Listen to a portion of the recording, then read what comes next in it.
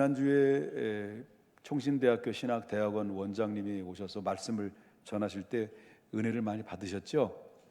저도 이제 실시간 그 동영상을 통해서 예배를 드렸는데요. 이 학자시지만은 설교가 아주 그냥 쉽게 이렇게 하나님 말씀을 잘 전하시는 것을 보면서 굉장히 은혜를 받았고요. 또 한 가지는 성도님들이 아멘 소리가 컸다는 것이죠. 근데 컸다는 이유 중에 하나가 뭐냐면 설교가 상당히 짧았다는 것을 이제 느꼈습니다. 그래서 저도 이제 오늘부터는 설교를 좀 더 짧게 하려고 하는데 저는 이게 한 가지 장점이 있습니다. 설교할 때 절제가 안 된다는 장점입니다. 그래서 여러분 말씀을 통해서 함께 나누려고 합니다. 오늘은 여러분 무슨 주일입니까? 종려주일이죠. 예수님이 바로 예루살렘 입성을 시작해서 한 주간 동안 고난을 당하시고 십자가에 달려 인류를 위해서 대속에 피 흘려 죽으셨던 이 사건 속에서 이 한 주간에 다 집약되어 있다는 것을 우리가 보게 된다라고 하는 것입니다. 근데 우리 인사했나요? 우리는 좌우옆분간 인사 나눕시다. 막 헷갈리네요. 우리 사랑합니다, 축복합니다 인사합시다. 네, 감사합니다. 그 예수님이 이제 그 십자가에 달려 들어가시는 그 가운데서 십자가라는 이 주제를 제가 함께 저와 함께 말씀을 통해 나누려고 합니다. 여러분 그 십자가 그러기에 대해 생각하게 되면 우리가 늘 십자가를 다 잘 알잖아요. 십자가를 보기도 하고 생각하기도 합니다만은 우리가 자주 보는 십자가는 기독교에 있어서는 상징적이 되었다라고 하는 것을 보게 됩니다. 그래서 믿는 사람들이든지 안 믿는 사람이든지 십자가를 보면 쉽게 볼 수 있는 것은 목걸이에 십자가를 달고 다니는 분들도 쉽게 볼 수 있겠고, 귀걸이에 이제 달고 다니는 분도 있고, 그 다음에 또 액세서리나 그리고 또 하나는 장식품으로 십자가를 이렇게 사용하기도 하고 간직하기도 한다라고 하는 것을 이제 보게 된다는 거죠. 하다못해 예수 믿지 않는 사람들도 또 뭐냐면 기독교에 대한 적대적인 감정을 가지고 있는 사람들도 십자가를 달고 다니는 사람도 있더라고요. 근데 달고 다니긴 달고 다니는데 거꾸로 달더라고요. 이런 십자가라는 이 십자가를 그만큼 오늘날 세계 역사 속에서 상징적인 의미를 가지게 됐다라는 것을 보게 되는데요. 그런데 이 십자가는 처음부터 우리가 좋은 이미지를 가지고 있었던 것은 절대 아니다라고 하는 겁니다. 여러분 십자가는 그때 당시 예수님이 생존에 계셨을 때 십자가라고 하는 것은 어떤 사람들이 십자가에 달리냐면 가장 극악한 살인범이나 그리고 큰 죄를 지은 노예나 아니면 왕이나 임금들에게 반역한 역적들에게 결국 가장 십자가의 형틀에 달아서 사형시켰던 사형 집행 장소의 한 도구로 쓰여졌던 것이 십자가라고 하는 것입니다. 그 십자가의 처형은 바로 뭐냐면 처형 중에서 최고의 고통스러운 처형, 최악의 조건 속에서 최고의 고통스럽게 처형당하는 그런 이 형틀이라는 것을 볼 수 있다라고 하는 것을 보게 됩니다. 그래서 오늘 본문에 여러분이 함께 읽었던 18절을 보게 되면 십자가의 도라는 말씀이 나옵니다. 그래서 십자가의 도라는 말씀이 나오는데 이 십자가의 도가 멸망하는 자들에게는 뭐라는 것이에요? 미련한 것이다라고 그러고요. 그 다음에 23절에 보니까 십자가가 유대인들에게는 뭐 하는 거라죠? 꺼리끼는 것이고, 그 다음에 이방인들에게는 바로 미련한 것이다라고 이렇게 얘기를 하고 있습니다. 자, 그렇다면 왜 이런 말씀을 드리냐면, 그럼 그때 당시에 십자가라는 진리는 왜 유대인들에게는 꺼리끼는 것이 되었느냐라고 하는 겁니다. 유대인들에게 왜 꺼리끼는 것이 되었느냐라는 건데, 자, 유대인들처럼 다른 민족들보다도 하나님의 기적을 많이 체험한 민족은 없을 것입니다.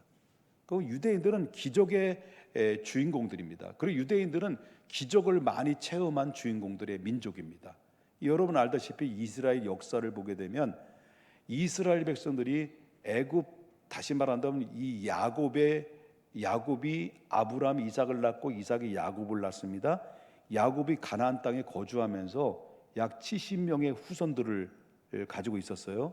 근데 이제 이스라엘 다시 말 야곱의 가족 식구들이 이제 어디로 이주를 하게 되냐면 애굽 땅이라는 곳으로 이주를 하게 됩니다.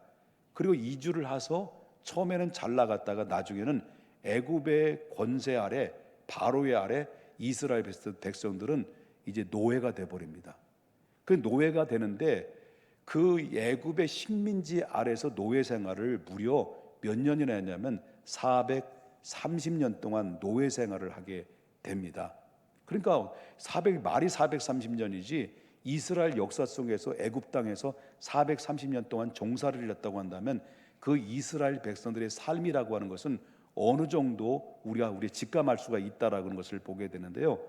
자, 이런 가운데 있을 때 하나님께서 광야에 있었던 모세를 이제 애굽 땅으로 보냅니다. 보내가지고 바로에게 선포하죠. 내 백성을 이제는 내놔라. 430년 만에 이 이스라엘 백성들을 해방시키려고 하나님의 모세를 보내서 모세를 통해서 바로에게 내 백성을 보내시오라고 명령했을 때 이 바로가 명령을 거절하죠. 거절했을 때 이 애굽 땅에서뿐만 아니라 이스라엘 백성들이 전혀 한 번도 경험해 보지 못했던 하나님께서 직접적으로 내려주는 10가지 재앙을 쏟아 부어 버립니다. 10가지 재앙을 쏟아 부어버리고 마지막에는 장자가 죽는 그런 재앙을 내려버리죠. 이것은 전부 다 누가 한 것이냐면 하나님이 하는 재앙이었습니다. 그런 가운데 있을 때 이스라엘 백성들은 10가지 재앙 중에서 애굽 땅에서 내렸는데 그 애굽 땅의 한 복판에 살고 있었던 이스라엘 백성들은 전부 다 보호를 받았어요. 근데 이 보호를 받고 애굽 사람들은 그 애굽 땅 전역에는 하나님의 심판과 재앙으로 심판을 받았어요. 그러나 이것을 무엇으로 느껴? 이스라엘 백성들은 그 한복판에서 하나님의 재앙이 내려주고 자기들을 보호하는 것을 두 눈으로 몸소 체험을 하고 보고 느꼈다는 거죠. 체험을 했다라는 것을 보게 되는 거죠. 그래서 결국은 10가지 재앙을 통해서 바로가 두 손 두 발 다 들고 이젠 지긋지긋하니 너희들은 나가라. 그래서 430년 만에 드디어 모세의 이끌림 받아서 이스라엘 백성들은 탈출하게 됩니다. 이제 드디어 430년 만에 해방을 찾고 자유함을 얻어서 이제 애굽 땅에서 빠져나오는데, 근데 문제가 발생된 것은 바로 홍해라는 바다가 그 앞을 턱 가로막고 있었던 거죠. 그런 가운데 있을 때 하나님께 기도했던 모세가 지팡이를 더 지시하는 순간 바로 홍해 바다가 육지처럼 갈라지는 가운데서 가는 그 길이 바로 벽이 생겨버리죠. 물벽이 생겨졌고 그 통로가 내게 되는 기적이 일어납니다. 그러나 이스라엘 백성들은 그 하나님의 그 홍해를 가르는 그 길을 걸어가면서 엘샤다이 하나님을 찬양하면서 그 길을 유유히 빠져나가고 통로를 빠져나갑니다. 이런 것을 경험만 하죠, 이스라엘 백성들은. 그리고 나서 홍해를 빠져나가고 광야로 본격적으로 접어들었을 때 광야는 뭐예요? 사막이잖아요. 사막이니까 물도 나지 않고 풀도 나지 않은 돌산입니다. 그러니까 아주 강렬한 태양빛이 비춰지고 저녁에는 바로 날씨가 기온차가 있어서 추워요. 근데 하나님께서는 그들에게 밤에는 불기둥으로 그들을 덮어주셨고 낮에는 구름기둥으로 덮어주십니다. 그리고 그들은 그 가운데 있을 때 물이 없잖아요. 물이 없을 때는 반석을 쳐서 물을 내게 하셔가지고 그 200만의 군중들을 물로 전부 다 먹여버립니다. 마시도록 하셨습니다. 그리고 그들이 나오는데, 여러분 애굽 땅에서 보따리를 전부 다 짐을 싸고 가지고 나왔을 때 식량도 싸가 가지고 나왔잖아요. 식량 가지고 나와봐야 얼마나 먹겠습니까? 한 달도조차 안 돼가 다 떨어져 버리고, 광야는 그들의 접어들었을 때는 아무 먹을 것이 제공되지 않고 먹을 것이 준비되지 않는 가운데 있었을 때 하나님께서 그들에게 뭡니까? 그들에게 단백질이 풍부한 메추라기를 보내주죠. 그 고기를 먹게 합니다. 그 다음에 섬유질이 많은 만나를 하나님의 매일마다 내려줘서 40년 동안 그들을 먹여줘요. 40년 동안. 그리고 생수를 내고, 그리고 적군들이 기습 공격이 들어왔을 때 하나님께서 그들을 전부 다 보호해 줍니다. 자, 이것은 애굽 땅에서 바로의 10가지 재앙으로부터 시작해서 홍해를 육지처럼 가르고, 그 다음에 밤에는 불기둥과 낮에는 구름기둥으로 만나와 메추라기를 먹여주시고, 그리고 또한 뭐예요? 반석을 내서 물을 내어서 그들이 목을 적셔주시고. 여러분, 이 모든 과정은 그들이 행한 것이 아니었어요. 하나님이 다 기적적으로 베푸셨던 거죠. 그들은 늘 하나님의 기적적인 이 상황들을 익숙될 만큼 하나님의 기적을 체험했던 민족이다라고 하는 것입니다. 그래서 이스라엘 민족들은 다른 민족들이 상상할 수 없을 만큼 초자연적인 기적들을 어마무시하게 체험하고 경험한 민족들이 이스라엘 민족이라고 하는 것입니다. 그래서 그때 당시에 예수님이 공생에 시작한 그때 당시에 이스라엘 백성들이 그 정서를 그대로 가지고 있었던 거죠. 그 기적과 이적들을 가지고 있었던 정서를 그대로 담고 있는 상태 속에서 그들에게는 누굴 기다렸냐면 다윗으로 오실, 다윗의 자손으로 오실 약속된 메시아, 기적의 메시아를 그들은 간절히 열망하고 기다려왔다라는 거죠.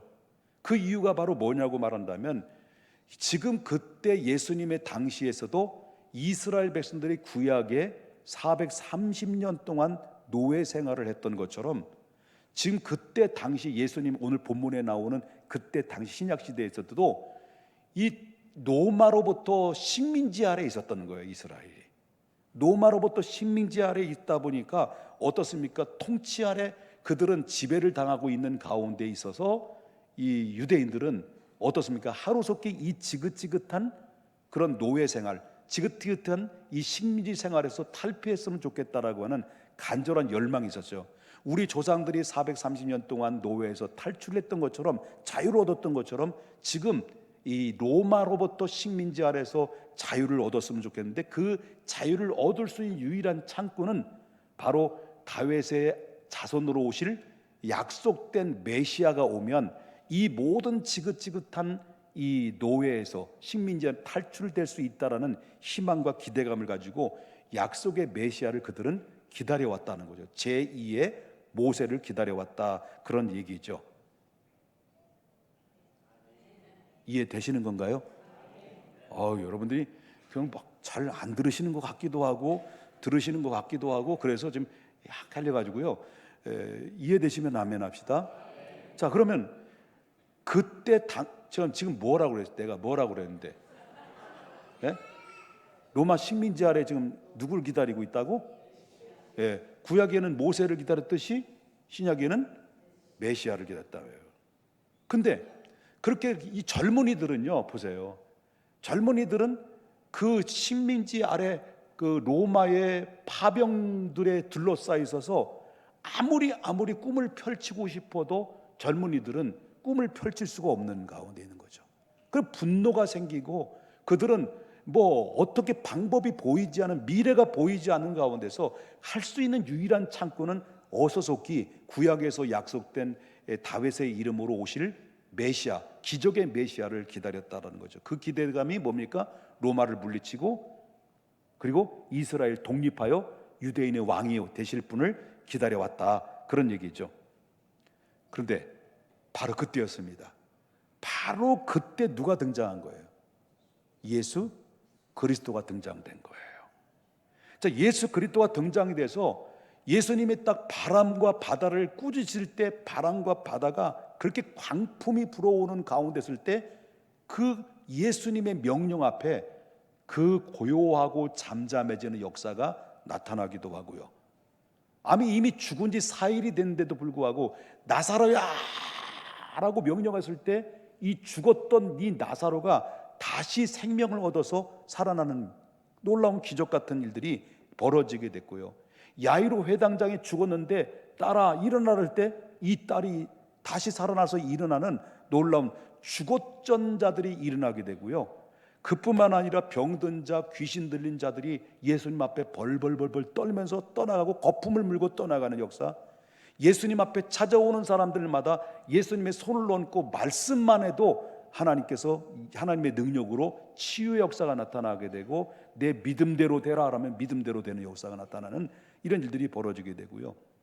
여러분, 보리떡 5개와 물고기 2마리를 가지고 예수님이 축사를 하셨을 때 거기에 모여들었던 수많은 사람들 중에서 5,000명을 먹이고도, 장정만 5,000명을 먹이고도 12광주리가 남을 만큼 그런 기적과 이적을 베푸르셨던 역사를 우리가 보게 됩니다. 예수님이 그런 일들을 하셨다는 거죠. 그뿐만 아니라 그분이 입에서 나오는 말씀 한 말씀 한 말씀 전해지는데 그 말씀이 하나님의 음성으로 그들의 귀에 들려와요.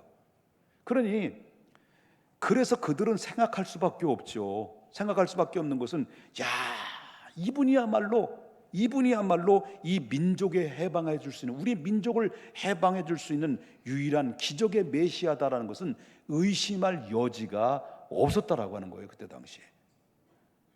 그러니까 지금 로마로부터 지배를 당하고 이제는 이분이 오셔서 모든 기적과 이적을 베푸시는 것을 보니까 하나님의 기적을 통해서 로마의 파병들을 전부 다 물리치고 이제 독립을 깃발을 꽂고 예수님은 바로 유대인의 왕으로서 등극할 것이다라는 것을 바로 그들은 기대감을 가지고 예수님을 따르는 무리들이, 엄청난 무리들이 예수님을 따랐다는 거예요. 수만 명, 수십만 명이 몰려들어서 예수님이 이동하는 곳마다 예수님을 따르는 무리들이 막 줄을 지어 있다는 것을 보게 된다는 거죠. 이렇게 생겨났다는 거예요. 그래서 예수님께서는 드디어 이제 예루살렘에 입성을 하게 되죠. 자, 입성을 하게 되는데 뭐 타고 입성합니까? 바로 나귀를 타고 입성을 하게 되는데, 드디어 입성하기 전날 밤에, 이제 예루살렘 입성하기 전날에 바로 뭐냐면 이 예루살렘에 입성할 때, 그때 예수님을 따랐던 군중들이 있었을까 없었을까요? 엄청나게 많았죠. 그때 예수님의 이 유대 땅에는 예수님의 다 모든 사람들의 귀에 들려왔고 알게 됐고 예수님을 따른 무리들이 엄청나게 많이 있다 보니까, 그러니까 이 예수님의 예루살렘에 입성을 하니까 드디어 이제 결전에 왔다. 이제 드디어 예수님이 이제 결전의 시작에 왔다. 그 로마를 물리치고 이제 예수님의 왕으로 등극할 날이 왔다. 예루살렘 입성만 하면 이제 끝나는 것이다라고 그 기대감을 가지고 있었다는 거죠. 그래서 그들은 뭐예요? 종려가지를 꺾어가지고 흔들어대면서 호산나 다윗의 이름으로 오신 이여 막 춤을 추면서 그냥 막 춤을 추면서 막 방방 뛰고 막 이랬다는 거예요. 예? 그러니까 막 종려가지 흔들리고 막 다윗의 이름으로 오시어 이제는 드디어 당신께서 그 뜻을 이루시는군요. 드디어 이제는 우리 때가 왔군요. 당신은 유대인의 왕이로 오실 군요. 막 환영하고 난리 부르스를 치고 있는 그런 가운데 있을 때 예수님이 찬물을 쫙 끼얹어버려요. 예수님은 그들의 기대와는 달리 아무런 일을 하지, 예루살렘 입성만 했어. 그냥 아무 일도 안 했어. 그들은 기대는 바로 예루살렘 입성을 하면서 선포를 딱 하고 로마 물러가라! 그래가지고 예수님이 기적을 베풀어 해가지고 그냥 해가지고 그냥 이 로마를 물리치고 다 없어지고, 그리고 유대인만 달라남아서 이렇게 할 줄 알고 예루살렘 입성할 때 호산나 다윗에서 막 이렇게 이랬단 말이에요. 그런데 예수님은 아무 일도 안 하는 겨. 오히려 예수님이 하시는 것은 그들이 원하는 그런 목적으로 오신 것이 아니다라고 예수님께서는 또 상반된 말씀을 하셨다는 거예요. 실망적인 말씀하셨다는 거예요. 뭐라고 말씀하셨냐 보십시다. 마태복음 20장 28절에 예수님 오신 목적에 대해서 분명히 얘기해요. 뭐라고 얘기합니까? 인자가 온 것은 섬김을 받으려 함이 아니라 도리어 섬기려 하고 자기 목숨을 많은 사람의 대성물로 주려 함이라. 예수님은 뭐예요? 뭐하러 온 거예요? 많은 사람들의 대성물로 죽으러 오셨다는 것을. 이게 그러니까 그때 당시에 메시아인 줄 기대하고 예수님을 따랐던 수많은 그런 무리들이요, 어때요? 예수님의 그런 행동이나 아무런 반응, 예루살렘 입성만 해, 아무것도 안 해. 그런 것도 오히려 내가 온 것은 섬김을 받으러 온 것이 아니라 오히려 섬기러 자기 목숨을 대속물로 주려 함이라고 말씀을 하시니까요, 그들의 생각과는 상반된 행동과 상반된 말씀을 하시니, 여러분 그들의 민심, 여러분 국민의 오늘날 우리나라의 국민의 민심이 알잖아요. 얼마나 요리 같다 저리 갔다, 뺑돌라 갔다 요리 갔다. 여러분 정치 이제 선거 앞에 두고 이렇게 민심이 막 요동치고 있잖아요. 지금 헷갈리고 있는 상태에 있는데 민심이 그렇다는 거예요. 그 유대인들이 어때요? 예수님 그들의 기대감에 못 미치니까 그들이 완전히 예수님의 민심이 예수님으로부터 등을 돌려버려요. 180도로부터 등을 돌리기 시작하면서 예수님을 오히려 뭐예요? 자, 예수를 십자가에 못 박으라고, 자, 이거 얼마 되지도 않아요. 하루도 안 됐을 거예요. 한날에 막 호산나 다윗으로 했다가 예수님이 아니라니까 아무런 반응을 보니까 자, 예수를 십자가에 못 박으라고 이렇게 외치대면서, 그런 가운데 결정적으로 뭐예요? 예수님에 따랐던 12명의 제자 중에서 누가? 가룟 유다가 은 30에 예수님을 팔아 넘겨요. 밑거래를 해요. 네. 그래서 결국은 시간이 뭐 더 많은 얘기가 나오는데 짧게 해야 은혜가 된다고 그래가지고 다 거두절미하고 결국은 예수님은 뭐예요? 결국 십자가의 처형을 당하시는 그런 가운데 있게 됐다라는 거예요. 그래서 유대인들이 예수님의 십자가를 생각할 때 어떻다라는 거예요? 십자가는 힘없이 죽으셨던 예수님을 바라보면서, 그래 뭐 그러면 그렇지, 나사렛에서 무슨 선한 것이 나온겨 기어하냐, 에휴 그렇지 뭐, 이렇게 할 만큼 예수님이 십자가라는 것은 그때 당시 유대인들의 마음속에는 미련한 것으로 여겨질 수밖에 없었다, 그런 얘기죠. 자, 유대인들은 그렇다 치고요. 그럼 그때 당시에 십자가의 진리에 대해서 헬라인들을 비롯해서 이방인들은 그 예수님의 십자가에 대해서 왜 미련하게 여겼는가라고 하는 것입니다. 자, 1장 22절을 좀 보겠습니다. 유대인들은, 여기 성경 보세요. 성경이 나와요. 여기는 안 나와. 그 제가 지시를 안 내렸어요. 자, 22절 보겠습니다. 유대인은 뭘 구하고요? 아까 얘기했죠. 뭘 구한다는 걸 알았죠? 유대인들은 표적을 구하고, 그러면 헬라인은요? 지혜를 구한다 그랬습니다. 그럼 그때 당시 헬라인들은 십자가를 어떻게 생각하느냐면, 이 헬라인들 그때 정서를 보게 되면요, 헬라 그러면 생각나는 게 있잖아요. 헬라, 지혜, 지식 그러면 생각나는 게 있잖아요. 뭐가 많이 발전됐습니까? 철학이죠. 헬라 철학은 유명하잖아요. 알다시피. 그러니까 이 끝없이 지혜를 추구하고 새로운 지식과 철학에 관심을 기울였던 사람들이, 그 헬라의 사람들이 그 안에 난무했다는 거죠.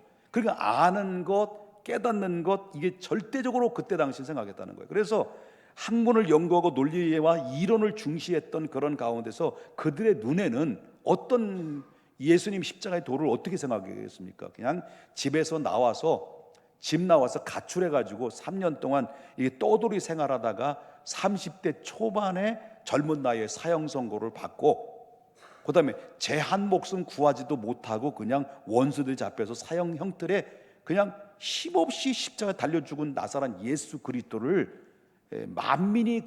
만민을 구원하는 구세주라고 믿는다라는 것은, 이거는 너희들이 지식적으로, 상식적으로, 논리적으로 생각하면 이거는 미련한 것이다. 그들은 그렇게 생각했다는 거예요. 십자가의 도에 대해서. 차라리 세상을 제패했던 알렉산더 대왕이나 시저나, 이분이 바로 뭐냐면 그 사람들을 메시아다라고 믿는다고 하면 믿을 수 있을는지 모르지만, 아니 이 젊은 청년을 어떻게 믿을 수 있겠냐라고 이렇게 비난한, 그렇다, 지식적인 그런 상황을 보게 되면 이건 납득이 안 된다라는 것을 그들은 생각했다는 거죠. 이 상황도 상당히 길은데 빨리 넘기겠습니다. 자, 그러면 오늘 이야기하고 있는 사도 바울이 십자가의 진리에 대해서는 어떻게 생각했느냐라는 것을 제가 지금부터 중요한 말씀을 여러분들에게 함께 은혜를 나누고자 합니다. 여러분, 헬라 철학의 대가였고 지식으로 볼 때는 남들과 뒤떨어지지 않았던 사도 바울. 사도 바울은 그 헬라 시대 속에서 헬라인들과 논쟁을 벌였어도요, 그 논쟁 속에서도 이 헬라인들이 이 사도 바울을 뛰어넘을 수 없을 만큼 그 철학 위에 있는 그런 지식에 있었던 사람이 그때 당시 사울이라고 하는 사람이라고 하는 것입니다. 지식인이었죠. 이분이 십자가에 대해서 어떻게 생각했느냐라는 거죠. 갈라디아서 6장 14절을 보게 되면 이분이 입에서 나오는 얘기입니다. 헬라의 대가였고 지식에 엄청나게 뛰어넘는 이 사울이라고 하는 사람이 십자가에 대해서 뭐라고 얘기합니까? 내게는 우리 주 예수 그리스도의 십자가 외에는 거기에 뭐가 있다니까? 개코요, 결코요? 결코죠. 결코 뭐가 없다는 거예요? 자랑할 것이 없다.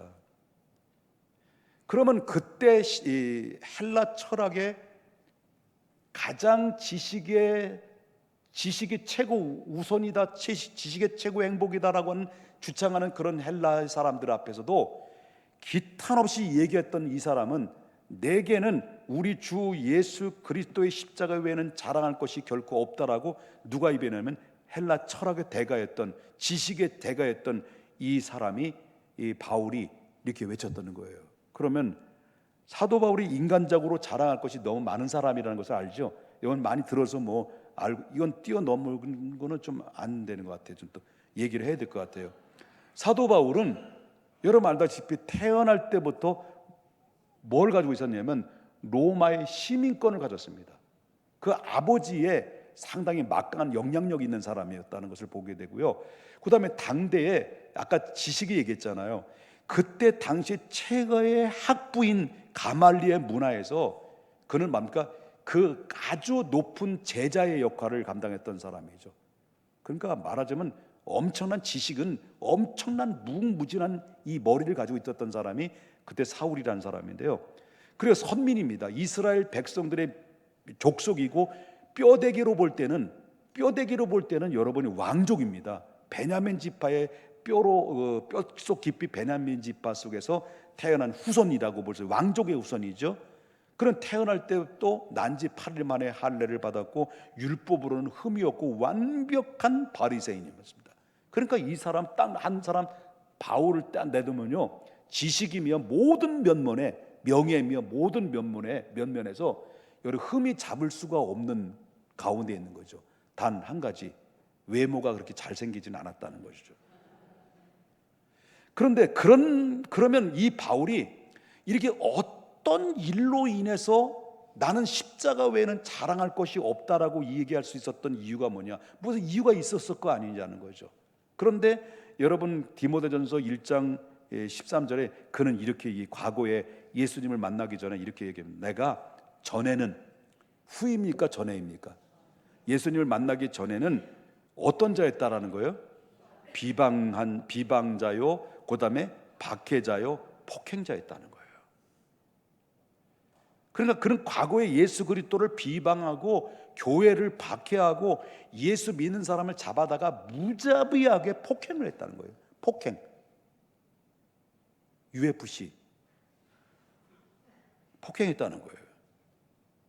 그러면 그가 이렇게 놀라운 변화, 그런데도 불구하고 그 놀라운 변화가 있었던 것은 그 인생에 있어서 놀라운 전환점이 분명히 있었기 때문에 그렇다라고 하는 것인데, 그런데 그는 어떻게 되냐면 다메섹에 예수 믿는 사람들이 거기에 밀집되어 있다는, 그때 당시 여러분 보세요, 이 그리스도인들이 여기저기 피신을 당하고 있는 상태 속에서 대대의 로마로부터 핍박이 가해지는 가운데 기독교인들은 뿔뿔이 흩어져 있었거든요.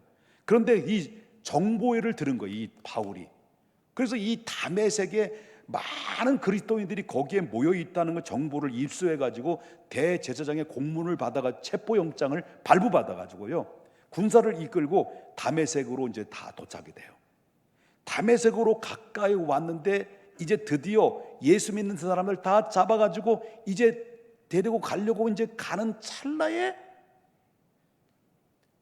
이 사울은 십자가에 못 박혀 죽으셨던 그분이 예수님이 딱 나타나신 거예요. 1대1로 딱 맞닥뜨린 거예요. 1대1로 딱 맞닥뜨리고 나서 그 자리에서 바울은 꼬꾸라져요. 그리고 강렬한 빛 가운데 나타나셔서 주님의 자기가 죽었던 줄 알았던 그 예수가 분명히 죽었는데, 십자가 형틀에 죽었는데 죽었던 예수가 다시 살아나셔가지고 자기 앞에 직접적으로 나타났으니 어머나, 이게 아니죠. 어머나 하겠습니까? 어머나 이거예요? 아니지. 오셨네? 이거예요? 아니지. 놀래 자빠진 거죠. 기절한 거죠. 죽었어요. 근데 나타나신 거예요. 누구에게? 예수 믿는 사람을 잡아 죽이기로 찾아왔던 그 바울의 직접적으로 예수님 만난 거예요.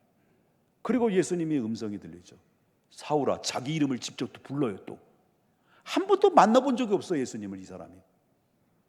그런데 예수님 뭐라며? 사울아, 사울아, 당신 누구십니까?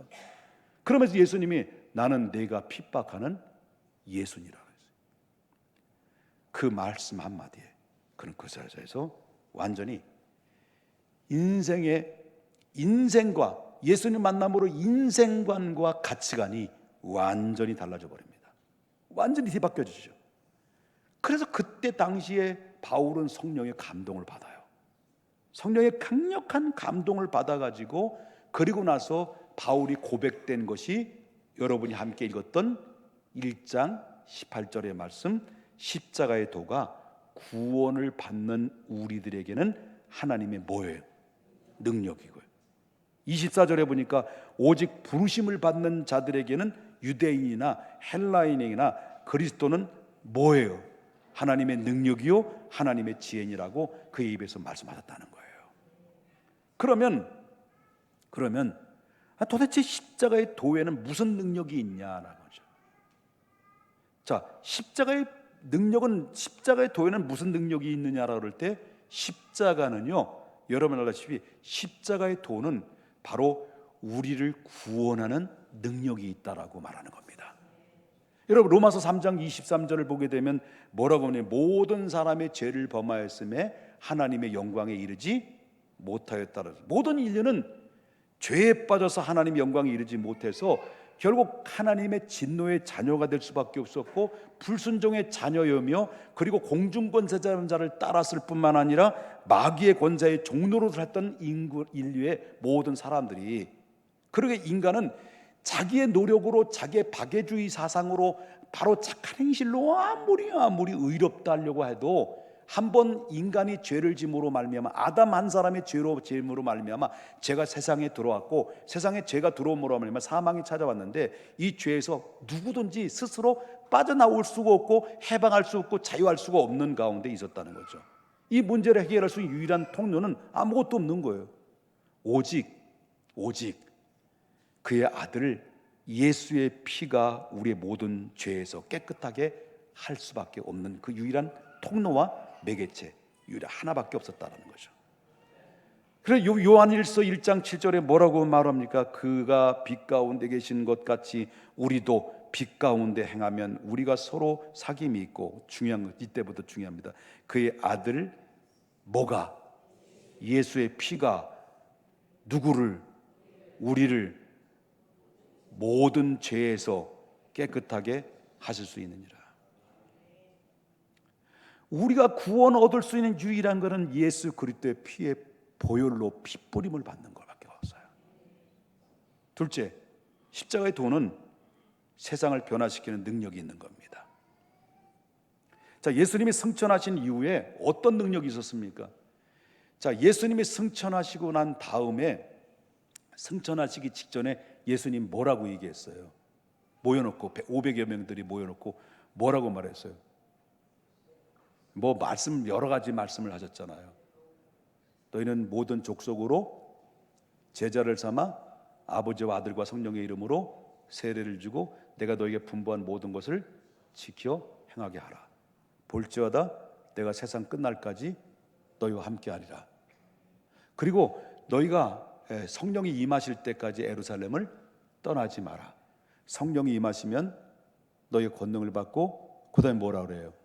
예루살렘과 그 다음에 유대와 그 다음에 사마리아와 그 다음에 어디까지? 땅끝까지 내 증인이 되리라. 예수님이 예언했죠. 예언했는데 정말 드디어 성령이 임한 거예요. 성령이 임해서 초대교회가 태동이 됐어요. 엄청난 부흥이 임했어요.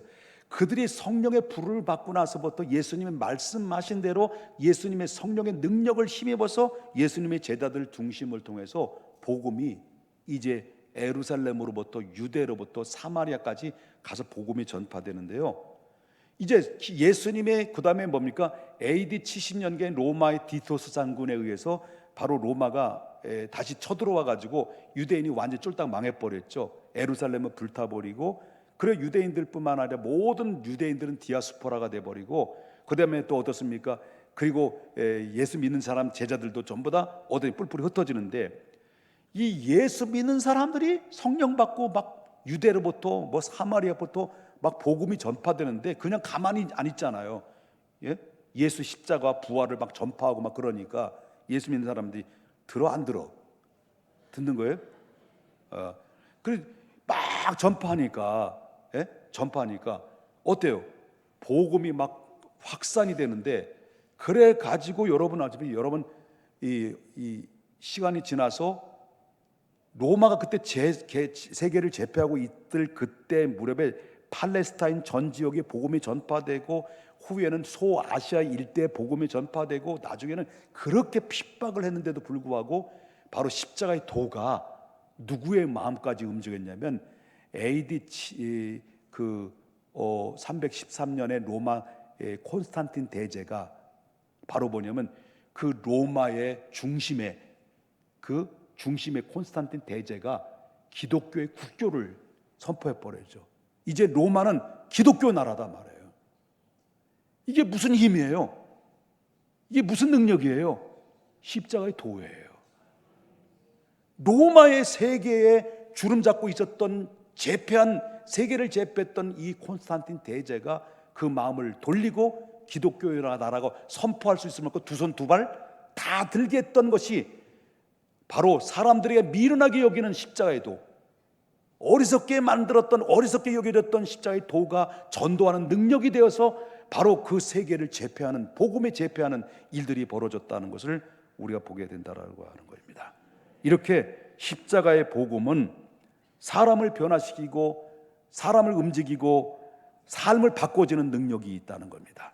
십자가의 복음은 참 진리이기 때문에 그렇다라고 하는 거예요. 믿습니까? 십자가의 도는 세상을 이기는 능력이 있습니다. 십자가의 도는 바로 죄와 사망의 권세를 이깁니다. 십자가의 도는 그 비진리와 이단들을 결국 어떻습니까? 이길 수밖에 없는 거예요. 여러분 알다시피 이단들이 얼마나 판을 치고 있습니까? 그렇잖아요. 이단들의 특징이 바로 뭐니까, 이단들은 항상 교주가 있다는 것. 이단들이 뭐예요? 교주가 있다는 거잖아요. 여러분 옛날에 역사적 우리나라 보면 박태선이 뭐예요? 어디예요? 전두관. 그럼 박태선이 하니까 전두관도 했단 말이에요. 통일교는 누구예요? 교주가. 문선이 했더니 문성면도 했더니 재밌네. 그리고 통일교도 했단 말이에요. 이젠 다음 그분이 가실 때가 됐죠. 예? 저만이 지금 그 방송 나왔잖아요. CBS 방송 나왔잖아요. 치매 걸려가지고 헛소리하는 거. 90세가 넘어가지고요. 이분도 조금 있으면 그러면 이게 지금 막 방방방 뜨고 있는데 이 집단들도 뭐예요? 4분 5일로